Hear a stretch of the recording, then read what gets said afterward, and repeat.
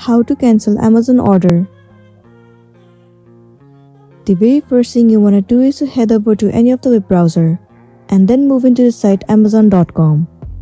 Enter your login credential and then sign in to your specific account. Well, it will land you on this page once you have logged in. Here at the top right, you will find the option where it says Return and Orders. Click on it. It will show you all the list of the product that you have ordered. Beside the product, different menu will also be available to you. In that menu, you can see it says Cancel Items. Simply click on it. And then once again click on Cancel Selected Items in this order. Once you click on it, your order will be cancelled successfully. Likewise, you can cancel any of the order that you have made on Amazon. Once you have cancelled the order, you can make a new order which will be beneficial for you. And then you'll be good to go. So that's it, and this is simply how you can cancel order on Amazon.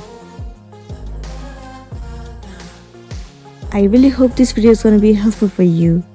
If it does, please make sure to like and subscribe to our channel. And thank you for staying with us till the end.